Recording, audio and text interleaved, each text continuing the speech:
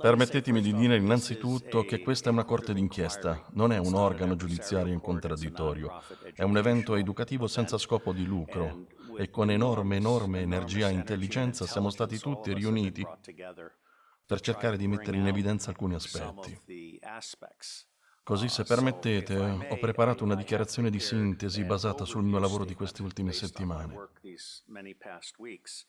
Voglio solo dire che come genitore e come patriota sono assolutamente indignato per quello che stiamo permettendo che accada ai nostri figli.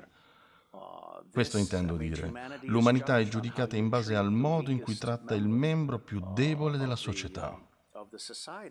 Permettetemi di dire che la pedofilia, il cui termine significa amore per i bambini, non ha nulla a che fare con il semplice abuso dei bambini. Questi bambini non vengono solo rapiti e in alcuni casi allevati da famiglie come coltura redditizia. Negli Stati Uniti d'America ci sono persone che non registrano i propri figli all'anagrafe perché una volta venduti e poi uccisi, nessuno possa chiedere che fine abbiano fatto. Vengono importati inoltre bambini sconosciuti all'anagrafe per via aerea.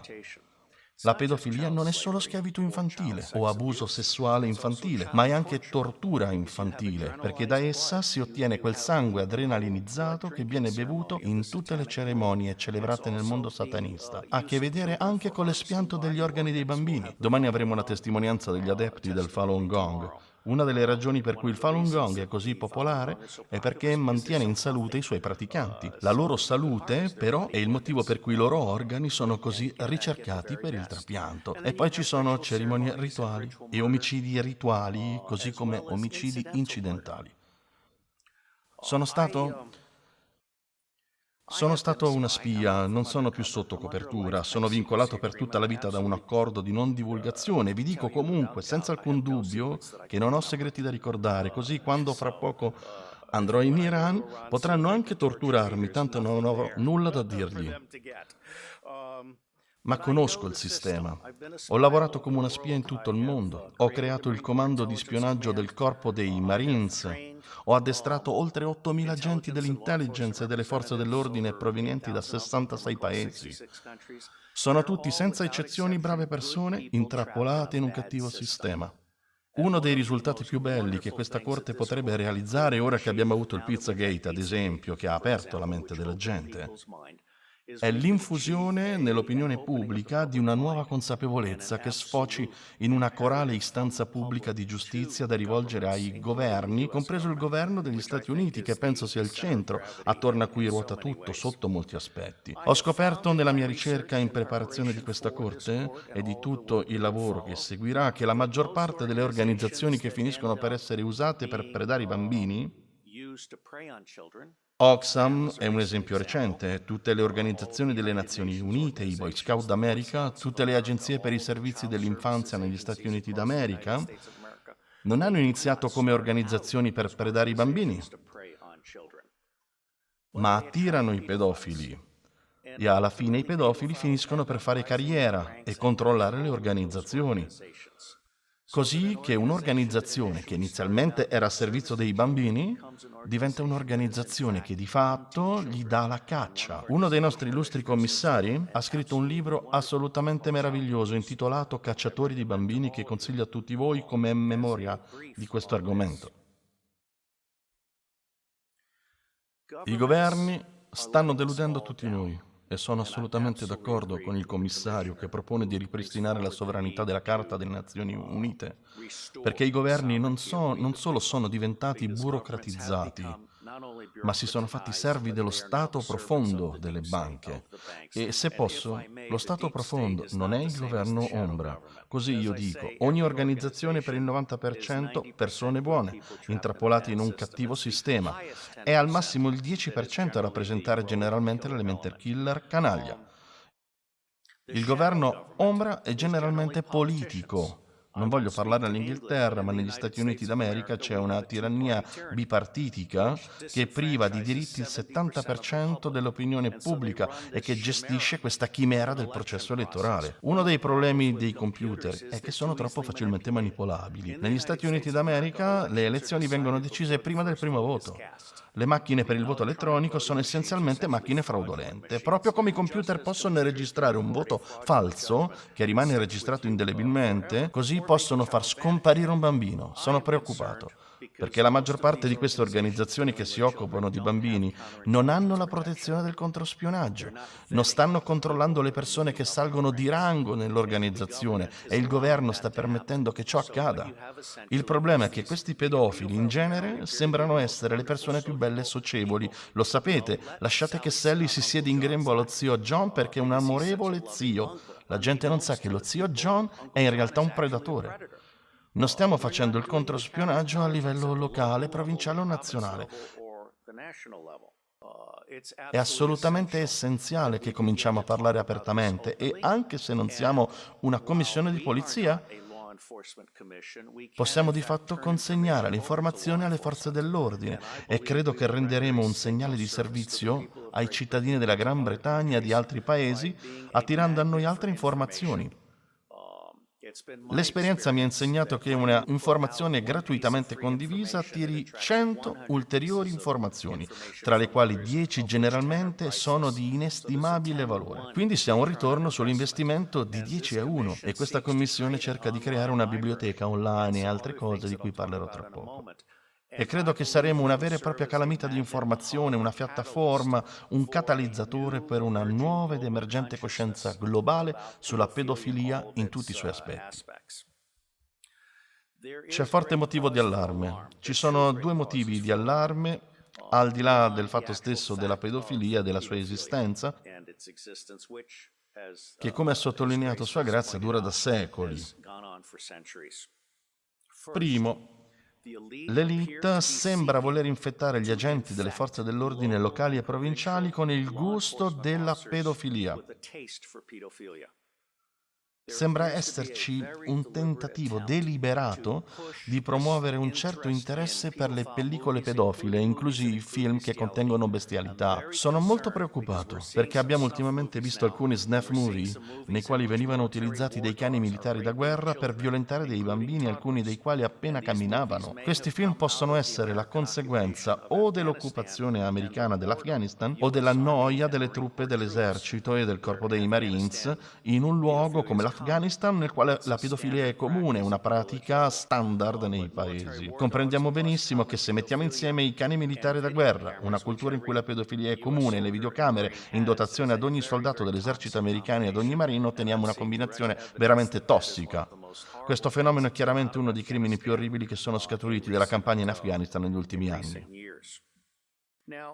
Ora, è mia supposizione, non la mia ipotesi di lavoro, ma l'ipotesi di lavoro ancora da dimostrare, che la totalità dei bambini che scompaiono nel mondo si avvicina a 8 milioni di persone. Circa 8 milioni di bambini. Negli Stati Uniti d'America il numero riconosciuto, senza contare i bambini privi di certificato di nascita, senza contare i bambini importati anch'essi privi di documentazione, è compreso tra 600 e 800 mila all'anno. Ora immaginate l'Africa e l'Asia centrale e tutte queste altre località. Personalmente credo che il numero che vogliamo cercare di documentare vada ben oltre le cifre ufficiali e vi riusciremo. Dobbiamo ancora scoprire qual è il vero numero, ok? L'altra supposizione di lavoro è quanto a lungo sopravvivono questi bambini all'interno di questo sistema. Da quanto ho sentito dai testimoni con cui ho conversato è 2 anni. Può essere di più, può essere 4 anni, può essere 6 anni, ma nel complesso questi bambini sono talmente abusati, intendo stuprati per ore ed ore, che raggiungono la loro data di scadenza entro i 2 anni e poi vengono uccisi impunemente o sono ritualmente assassinati se questo è il motivo per il quale sono stati allevati. Quindi penso che dobbiamo documentare tutto questo. Nessun altro l'ha fatto prima d'ora in modo sistematico. Questa commissione sta fornendo un servizio di informazione cercando di fornire una visione d'insieme nell'interesse pubblico. Sarà un'impresa imponente, imponente. In via preliminare lavoreremo da 6 a 9 mesi in base ai fondi e ai testimoni disponibili, tra i quali vi sono anche dei detenuti. C'è infatti un certo numero di detenuti che possono essere interrogati, i quali, se interrogati debitamente da specialisti, possono davvero fornire una conoscenza più approfondita, che non è stata raggiunta dalle forze dell'ordine esistenti e da altre agenzie, semplicemente perché quando catturano queste persone, nei rari casi in cui le catturano, le trattano come cosa usa e getta da sbattere in prigione e poi dimenticarsene. Domani avremo la testimonianza esperta di uno dei nostri incaricati che potrà parlarvi di ciò molto meglio di me. William Bini è il mio omologo, lui è per la NSA ciò che io sono per la CIA, vale a dire che sta dicendo come me che possiamo eliminare il 70% delle nostre rispettive organizzazioni e mettere al lavoro l'altro 30%. Ma Bini è anche l'autore di ThinThread, un programma di indagine profonda dei databasi non strutturati e Internet. Pertanto ha la preparazione per aiutarci a realizzare il tracciamento della pedofilia in tutto il mondo. Una delle cose nella quale l'altro incaricato tecnico, Stephen Arnold, è molto bravo, è deanonimizzare Internet. Attribuisce all'immagine di bambini maltrattati una impronta digitale, così che se ne potrà seguire il percorso nel web oscuro. Quindi abbiamo strumenti da impiegare a sostegno della missione di questa commissione. Il mio incaricato tecnico preferito è Arnold Royser dall'Olanda, un maestro bibliotecario. È così bravo che quando la comunità di intelligence olandese si rese conto di non sapere abbastanza sul mondo, lo reclutò per creare il centro di intelligence open source per l'intelligence olandese e come nel mio tentativo di aiutare a realizzarlo negli Stati Uniti e di fatto per Scotland Yard, la gente scoprì subito che si potevano ottenere informazioni spendendo dal 40 al 60% in meno utilizzando le informazioni open source. Ciò non è quello che fanno oggi le agenzie governative di intelligence, vogliono spendere più soldi possibili, nel modo più rischioso possibile, nel modo più costoso possibile. In realtà non sono lì per fare supporto decisionale o per rispondere alle domande. Quindi credo che il nostro Arnold Royser sia in grado di creare la prima biblioteca digitale al mondo sulla pedofilia e questa sarebbe una biblioteca multilingue che includerebbe i dialetti locali. Sarebbe una biblioteca che finirebbe per diventare quella che noi chiamiamo una calamita per collaboratori sporadici.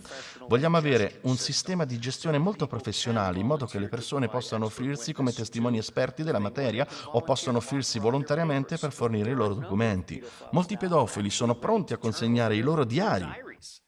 Giusto? Dunque penso che stiamo facendo qualcosa davvero enorme. Il mio commento finale. Il centro di gravità per abbattere lo stato profondo. La pedofilia è sia la colla di induzione, il modo in cui lo stato profondo recluta e controlla le persone, che è il suo tallone d'Achille. Credo che una volta che l'opinione pubblica comprenderà che il governo non sta proteggendo i propri figli, secondo una scala di vulnerabilità che possiamo articolare, allora tutto ciò che riguarda il governo verrà messo in discussione. Giusto? Quindi per me questa è un'impresa veramente giusta. Concludo dicendo, per quanto gli inglesi possano arrabbiarsi, che per me il centro di gravità del cambiamento è l'opinione pubblica americana, perché se riusciremo a fare indignare gli americani, smetteremo di sostenere i dittatori all'estero, chiuderemo tutte le nostre basi militari all'estero.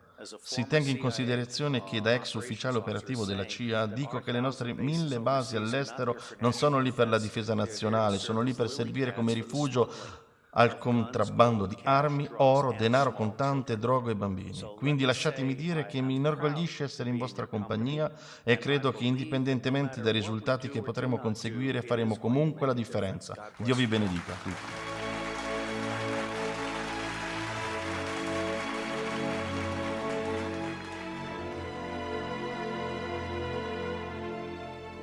We are the power behind the ITNJ. Add your voice.